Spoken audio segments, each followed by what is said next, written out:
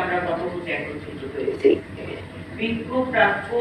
মন্ডলী, বিশ্বব্যাপী জ্ঞান বিজ্ঞানের চরম উৎকর্ষে এই প্রেক্ষাপটে সভ্যতার বিকাশের এই আলোকময় সময়ে দাঁড়িয়ে আমরা যখন উন্নয়নের সাধনায়, জ্ঞান বিজ্ঞানের চর্চায়, মানবিক মর্যাদায় আলোকময় সময়ে দাঁড়িয়ে পৃথিবীর মানচিত্রে বাংলাদেশকে উন্নতশীল একটি দেশ হিসেবে গড়ে তোলার নিরন্তর প্রচেষ্টা করে চলছি, ঠিক তখনই পত্রিকার পাতা উল্টোতে কিংবা সোশ্যাল মিডিয়ার ফিডে স্ক্রল করতে আমাদের বুকে রক্ত হিম হয়ে যায়।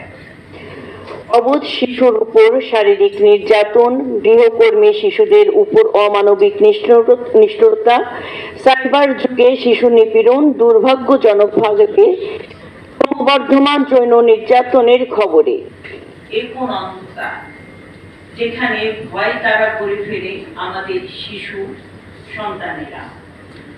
বর্তমান প্রেক্ষাপটে কিছু চিত্র তুলে ধরতে চাচ্ছি আমি আপনাদের মাঝে।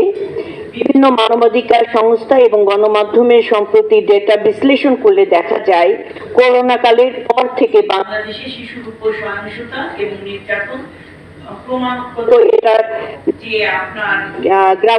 গ্রাফটি এটা মানে উপরের দিকে ধাবিত হচ্ছে। যৌন নিপীড়ন, ধর্ষণ, মোট শিশুর নির্যাতনের একটি বড় অংশ জুড়ে যৌন নিপীড়ন এবং সহিংসতার শিকার হচ্ছে। সবচেয়ে আশঙ্কার বিষয় হচ্ছে, বেশিরভাগ ক্ষেত্রে পরিচিত বা নিকট আত্মীয় দ্বারা শিশুরা বেশি নিগৃহের শিকার হচ্ছে। ডিজিটাল বা সাইবার নির্যাতন বর্তমান বাংলাদেশে স্মার্ট যুগের প্রসারের সাথে সাথে সাইবার বুলিং, অনলাইন গ্রুমিং এবং চাইল্ড পর্নোগ্রাফির মতো ভয়ঙ্কর অপরাধ বহুগুণে বেড়ে হচ্ছে। শিশুরা এখন চার দেয়ালের ভিতরেও নিরাপদ নয়। গৃহকর্মী এবং শিশু শ্রমিকদের উপর নির্মমতা। করোনা অর্থনৈতিক সংকটের কারণে অনেক পরিবার বাধ্য হয়ে তার শিশুদেরকে কাজে পাঠাতে বাধ্য হয়েছে। গৃহকর্মী হিসেবে নিয়োজিত শিশুরা প্রতিনিয়ত অপনীয় শারীরিক এবং মানসিক নির্যাতনের শিকার হচ্ছে। আমাদের প্রধান চ্যালেঞ্জ সমূহ আমি উপস্থাপন করছি। আইন আছে, প্রয়োগ কোথায়? আমরা প্রায় বলি আমাদের আইনের অভাব নেই।